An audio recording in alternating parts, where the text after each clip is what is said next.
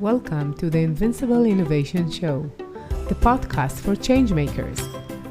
Each week, I talk to the most fascinating entrepreneurs and innovation leaders about innovation, strategy, and design. Hey everyone, today we'll talk about the powers of continuous innovation. Welcome to Invincible Innovation Live Show. I'm so glad that you're here. I'm Mazor, Kario Innovation and Value Creation Expert, and I'll be your host. And today with me, I have a guest. Hi, Arent. Hi, Ari. Hey, Arent van Spijker. Spijker. Was there good you enough? go. Very good. Good enough. Absolutely. Arent is a partner at BlinkLane Consulting and the author of Continuous Innovation book. So we're happy to see you with me today. Happy to be here. Thank you. We are live on LinkedIn, YouTube, and Facebook, and you're much invited to join the discussion and ask questions, and we'd love to hear what you think. So I'll start with the question that I usually ask most of my interviewee. It seems that all companies need to innovate, or most companies need to innovate. So what are the biggest obstacles to innovation? I guess the biggest obstacle to innovation is the company itself. It's the going concern. So actually, it was already in 1942 that Joseph Schumpeter, the economist, noted that incumbent firms are so busy defending their current positions and mitigating the risk of the capital invested in the going concern that they fail to innovate, because any form of innovation is a deviation from efficiency. Yeah. And I think the biggest obstacle to innovation is the fact that companies need to overcome that extreme focus on efficiency and effectiveness on the going concern, that they're not willing to invest in the future, and that needs to be a very conscious investment, and that is a very big obstacle. But you know, big companies today, which were born digital or technological, they are very innovative, although they are very big. Like we could say Google or Amazon, for example, and they are still doing that. So is it like relevant only for non-technical big companies and corporates? No, it's actually, so we tend to take Google and Amazon and Apple as our benchmarks, but they are the unicorns of the world. They're not the point of reference for most companies. In fact, a lot of companies, I started my career out just before the internet bubble, so in the mid-1990s, and many of the companies that I saw rising very quickly in the internet economy were very new, very innovative at the time, but they have declined already. And they've fallen victim to other innovative companies that have just beat them to it. So the fact that companies are high tech is no guarantee that they are more innovative than others. We need to separate the innovativeness of the technology against the innovativeness of the company. And an innovative company is a company that constantly reinvents itself and constantly has this process of innovation. That's why my book is called Continuous Innovation. Yeah, I have it here. Yeah, I'm going to show it. It's a really good book, and I even finished it, so it's a really good book. Good, thank you very much.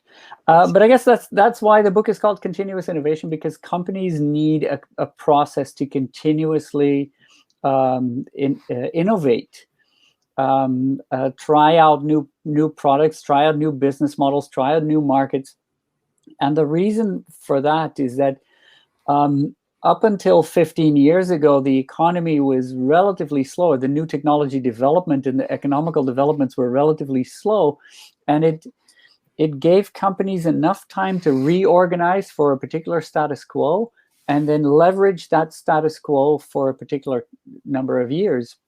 But over the last 15 to 20 years, the economical changes and technological changes have come to such a great speed that there is no more time left to leverage that economic steadiness, stableness, and we need to continuously reinvent ourselves.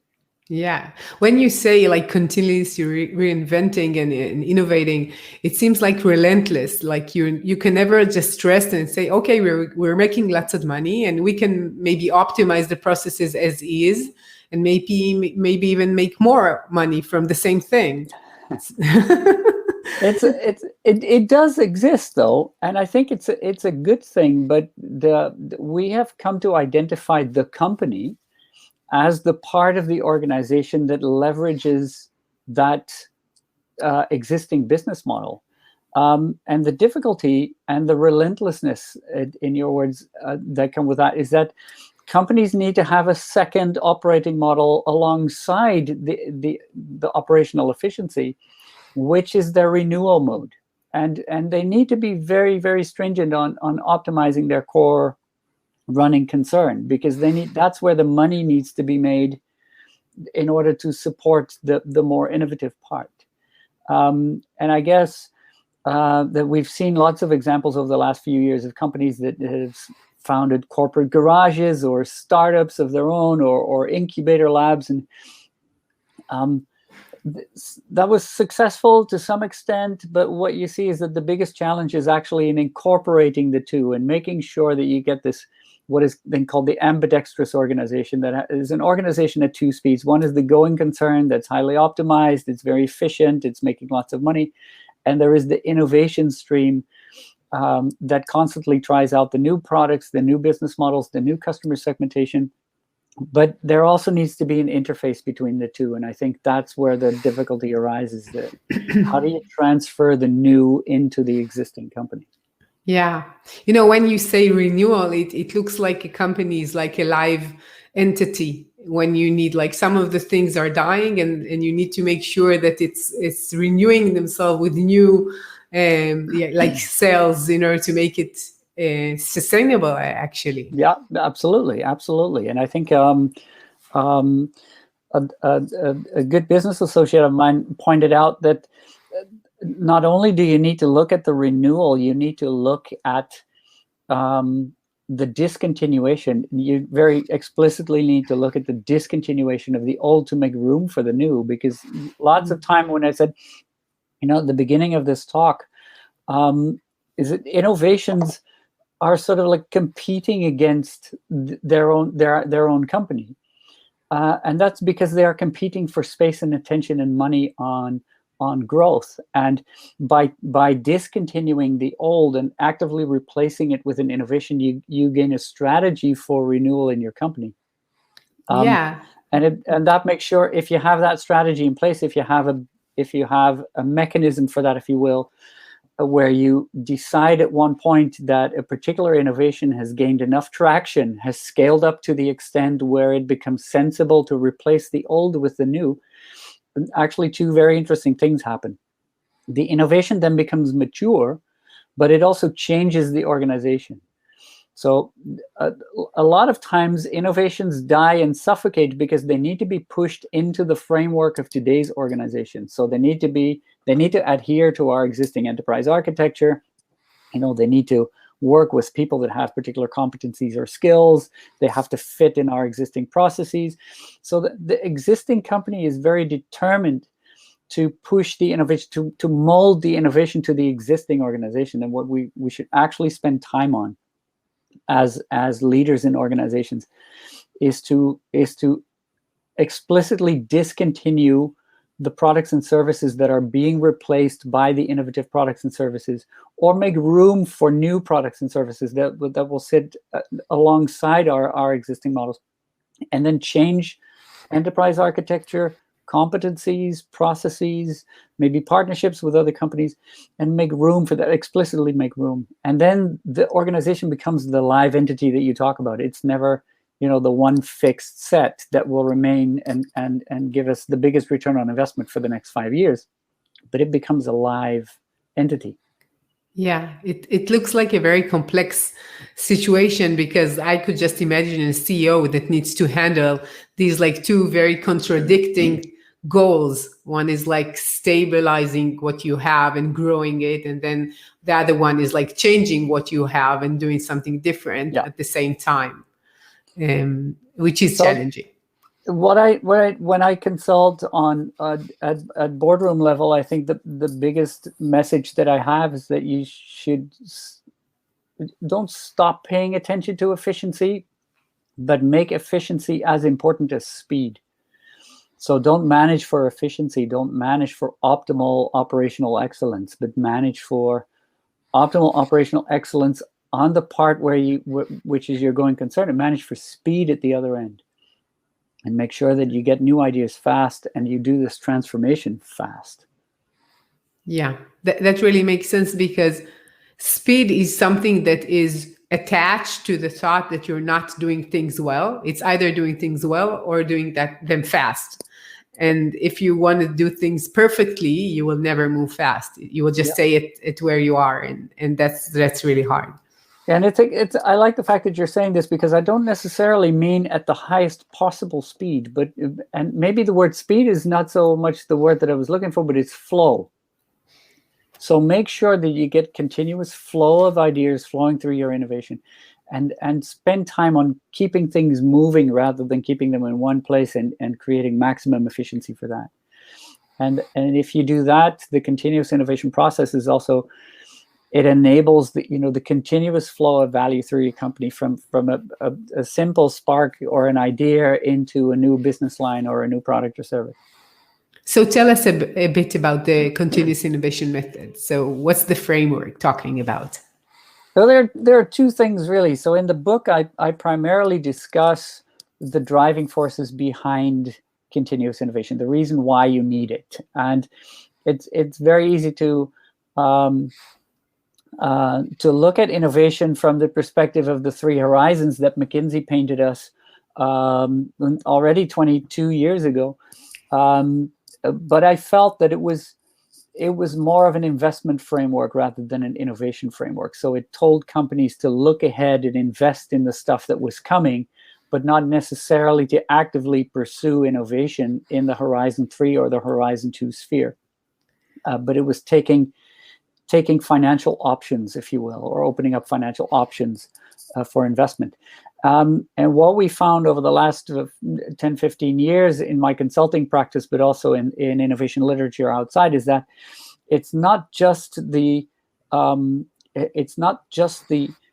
investment and the creation of opportunities. It's also creating an organization that is adaptable to change, and that will facilitate your facilitate the let's say the landing of innovations or the adoption of innovations.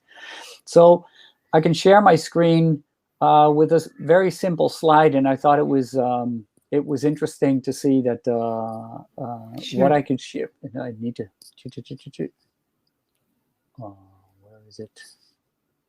Until you find it, I want to say that it was like the Horizon thing is like 22 years ago, and so many things changed in these 22 years. I just heard a lecture about innovation, and he mentioned that a typical big company will take about 2 years in order to build the strategy, just to think what they're going to do. Yeah. While in 2 years, the good startups will just take their market if they're good, without thinking. And these people in startups, they don't know the horizon theory. They're just doing things. Yep.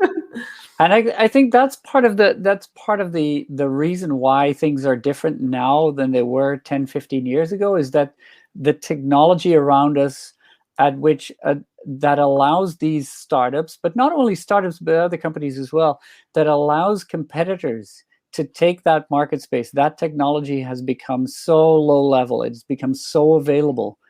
And it allows companies to go to market with a new product or service so fast that is the driving force behind all of this need for continuous innovation. Yeah, and it's not only technology, it's the way that you can make money, right? So he talked about that Hilton took like 93 years in order to build like 60,000 rooms.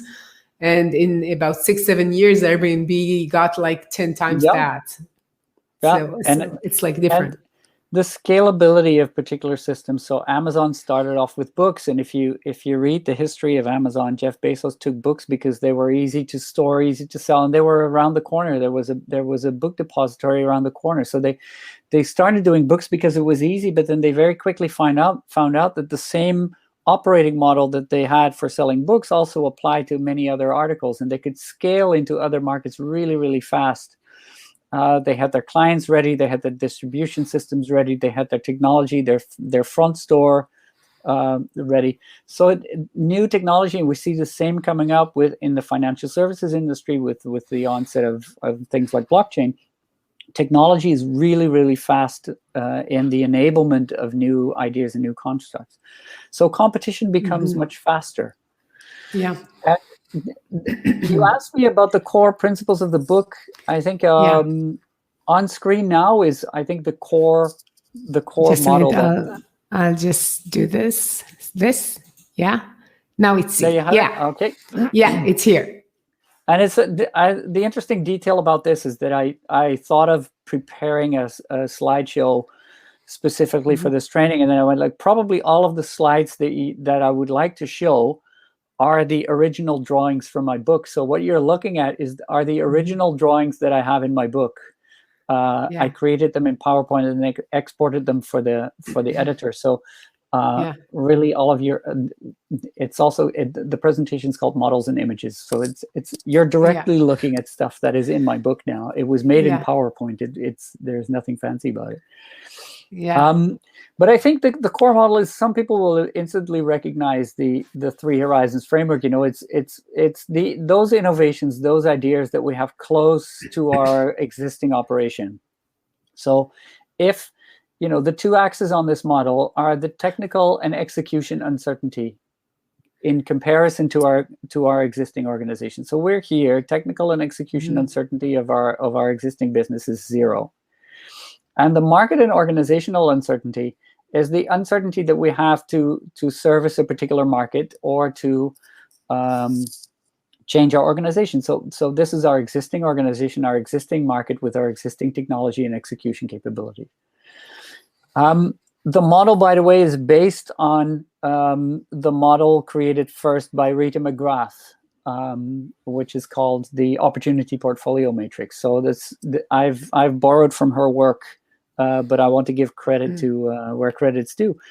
But I built on that, saying, okay, the technology and execution uncertainty, if that is low, if we implement technology that we know and we have the execution capability in our company, and we do that within the organizational construct and for the markets that we already serve, we're optimizing. We're doing what we were already doing, but we're just using more modern technology, or in this case, more data. And the natural tendency of companies to improve and to innovate is straight up. So we stick within our existing market and organizational construct, and we try to apply more technology to do whatever it was that we were already doing, but do it more efficiently. So our tendency is to move up and to automate and make it faster, but we don't really change the value proposition for our clients other than speed and efficiency. But what happens in innovation is that when you apply more technology and you can apply that in a new way, for instance, by having new processes in your existing business construct, what you will see is that you will change the definition of your market, and you will also require new organizational capabilities. So to give you an idea, I did a large program, a digitization program for a newspaper. And the newspaper was using technology basically to do what it had been doing for 100 years. So it used computer technology to do something that is called computer-to-plate printing. And they had an editorial board that was still printing a paper newspaper, but they could do it faster because they got computers. But the paper was still rolling off the printer and being distributed to the clients. Then came the internet, and they found a way to publish the newspaper online. And all of a sudden, they used slightly more advanced technology, but not even, it wasn't a really big gap.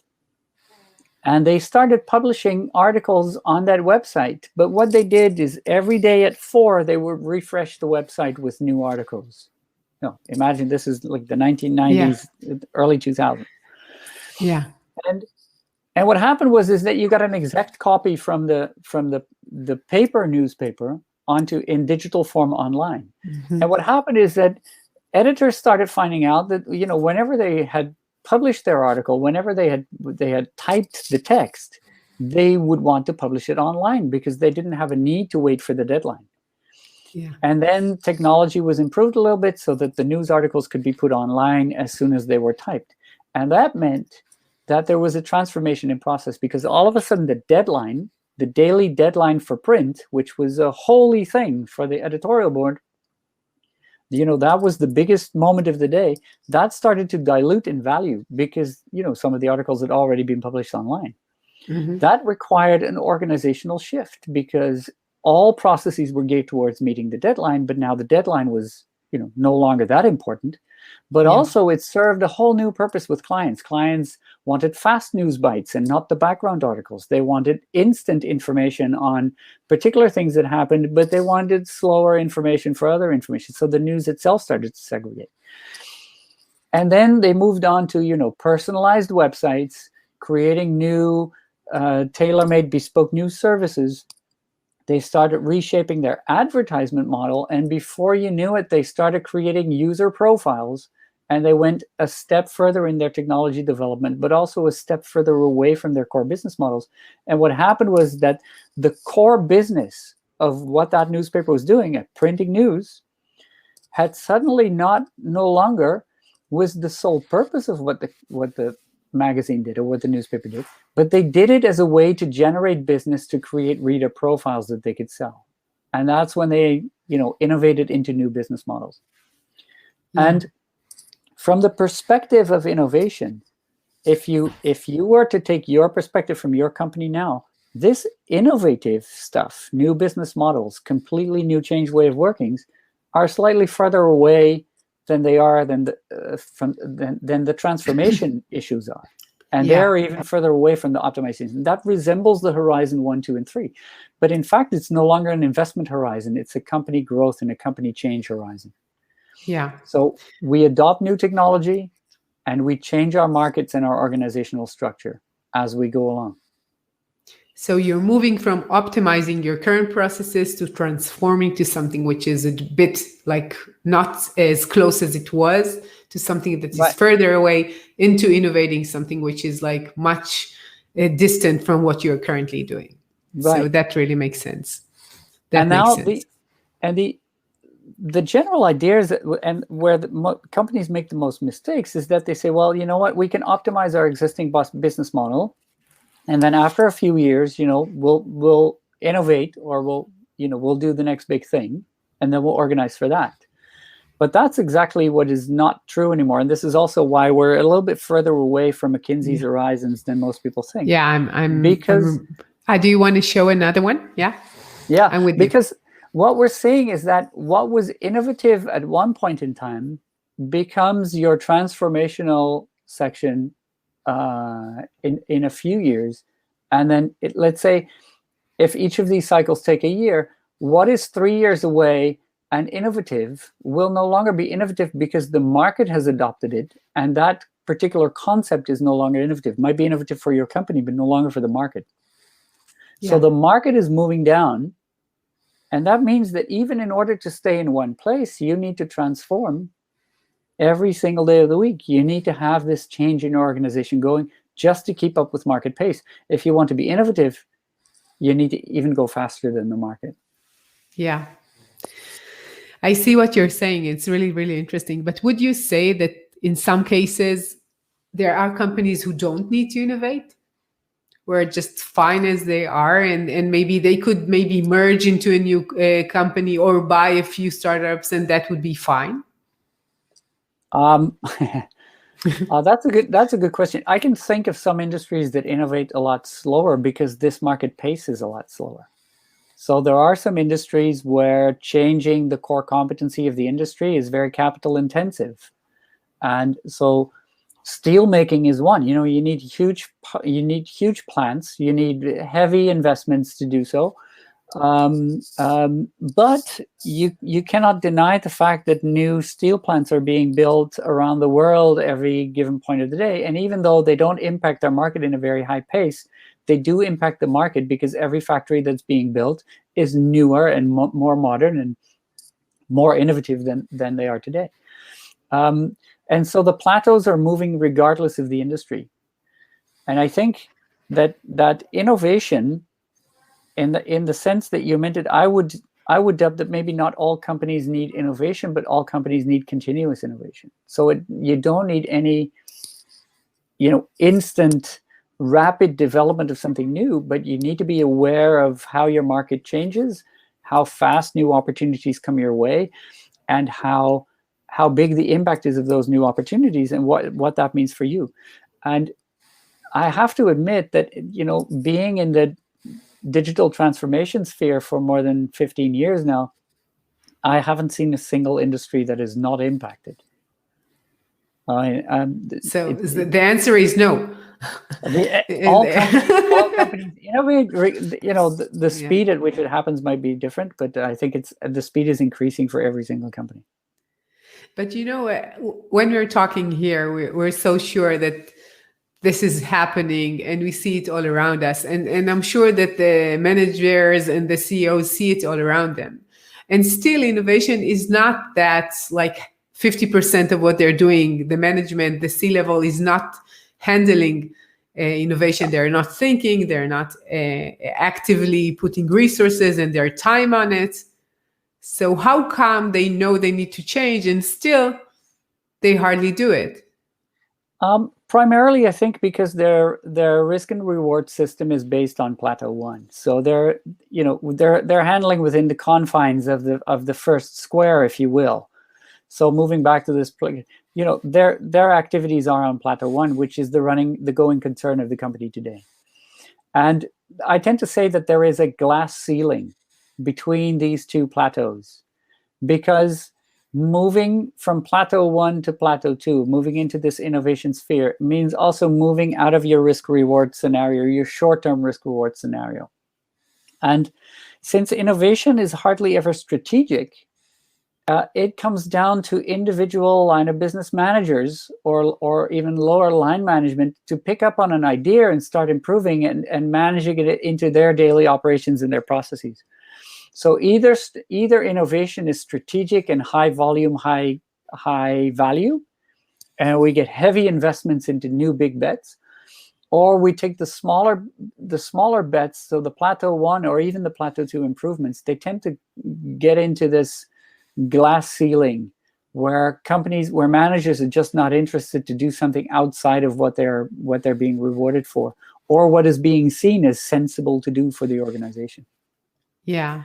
And so what do you tell them when they tell you this is like, we just want to stay more or less in making what we are doing right now a bit better? Yeah. So you cannot just scare them about stories about, blockbusters, right? They know about these stories. So the solution to the problem that we found is that you need to take innovation out of the project sphere. So what we tend to look at innovation is, somebody has an idea, let's do a project and see if it works. And those projects are always budgeted, but they're also weighed against the result of other projects.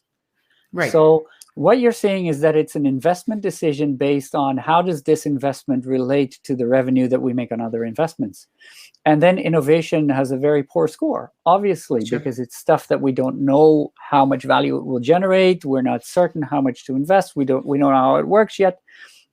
So innovations tend to drop out of the portfolio.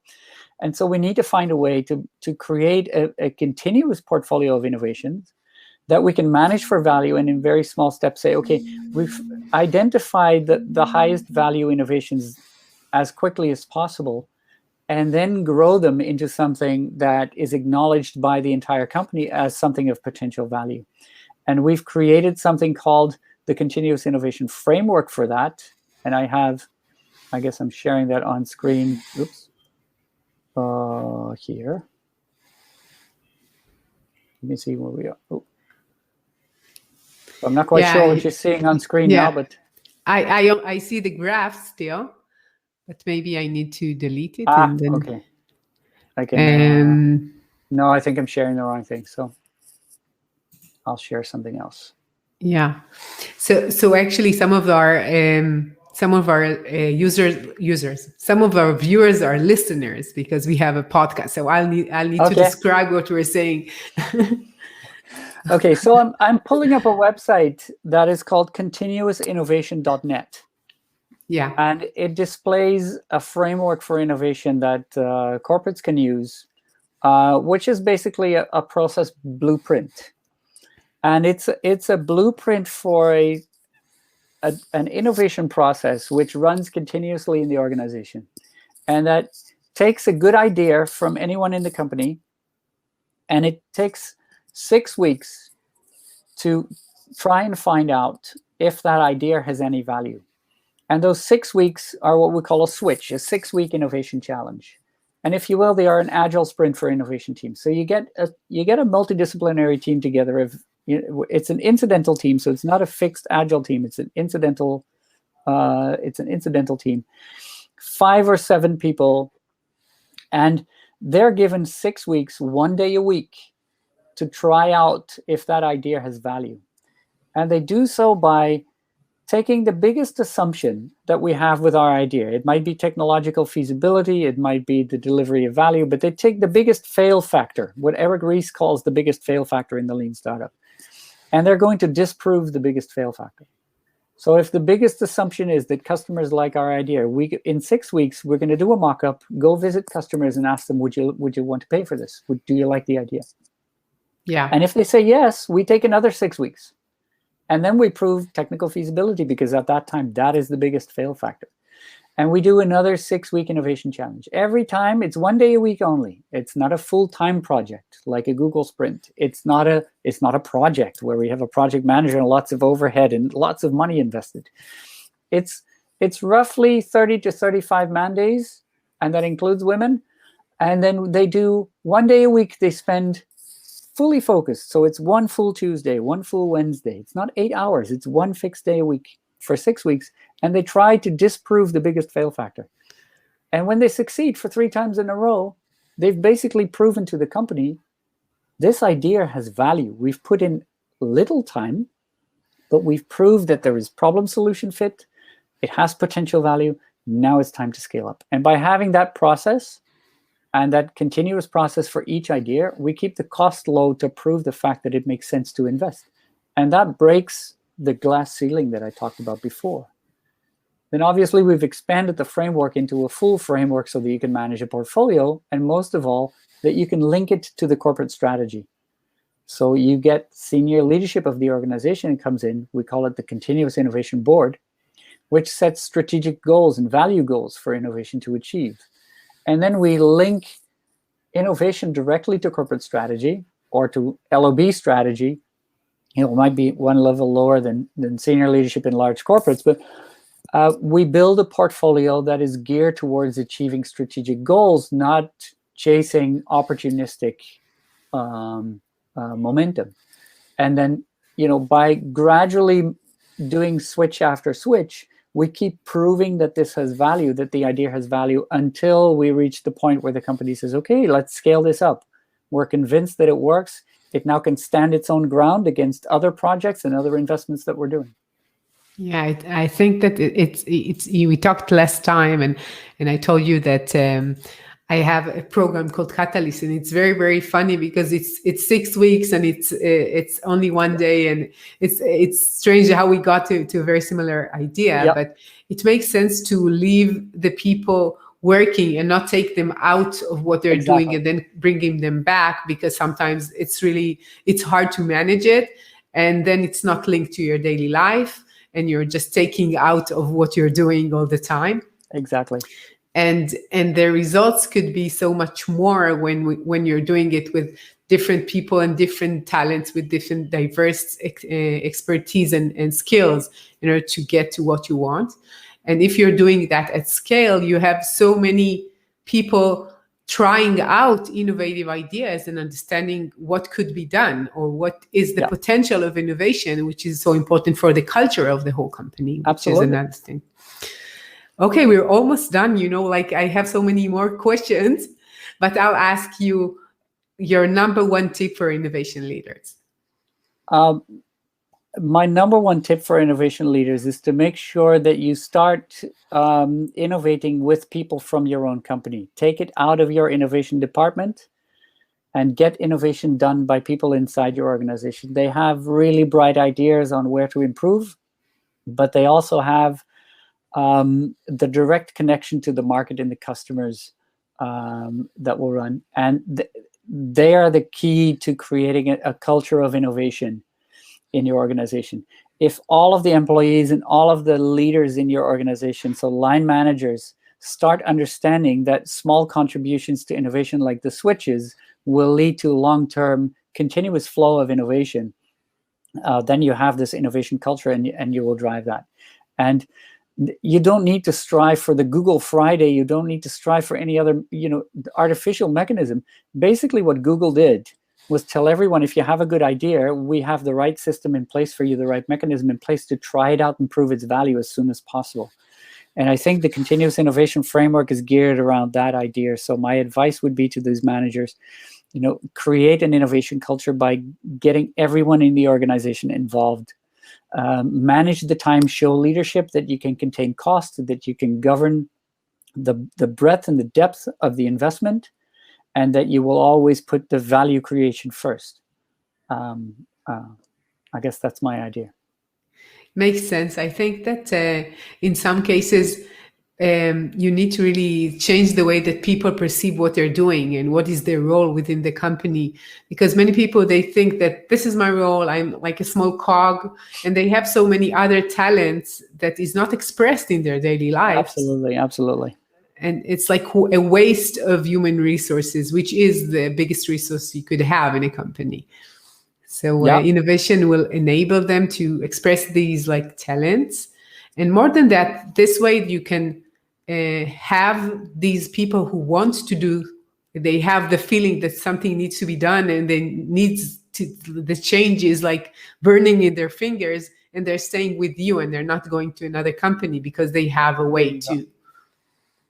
I fully agree. Right. And I see that in practice. And I guess also I think that the key lesson that we have from the companies that have implemented the continuous innovation framework is that every 6 week in pitch week, which is when all of the teams that do switches get together and present their ideas to senior leaders, that is like, that's like the big festive day of the 6 weeks. Every 6 weeks, you have this high power, high energy event where people get really, really excited about their ideas. Even the ones that come to the conclusion that their idea is not enough potential, not enough value, they will still be excited about the fact that they got the opportunity to try it, and they're going to come up with a new idea to try out another switch. It's very powerful. Yeah. So where could people hear more about you and your work and contact you? All right. So I think the first place to start is the website called continuousinnovation.net. It is a free website that is now on screen, where you can find the framework. And if you click on the framework, if you click on each of the icons, you get an in-depth explanation of what that item entails, how it works. So it's a process that you can go to and that you can find out for yourself. It is the world's first ISO 56000 compliant framework. So we've benchmarked it against all of the ISO criteria, and we meet all of the criteria for the innovation management system. So it works in large corporations and small. All of the documentation is here. And if after that you need more, or you want a more structured approach, we have a number of trainings that you can follow, and they're also listed on the website. There are some trainings that you can do, and we have some implementation partners that can help you to implement this. So if you want to get in touch with me, look at the About, click the contact button, and you'll get in touch. Or maybe I don't know if people have my email address in the invite, or buy my book. My address is in my book as well. Yeah. Or find LinkedIn. Find me on LinkedIn. I mean, just type in my name. It's not the easiest name in the world. No. It's as difficult to write as it is to pronounce, I guess. But make a screenshot, see my name, look me up online. Yeah. I will add your email to the description of the video, so it will be good. So I want to thank you for your time. It's been a pleasure. I learned a lot and insightful. And again, I really love the book. So thanks very much. You should buy it. And to all of you change makers out there, thank you for joining us. You're much invited to visit invincibleinnovation.com, and I'll see you next week for another insightful talk. See ya.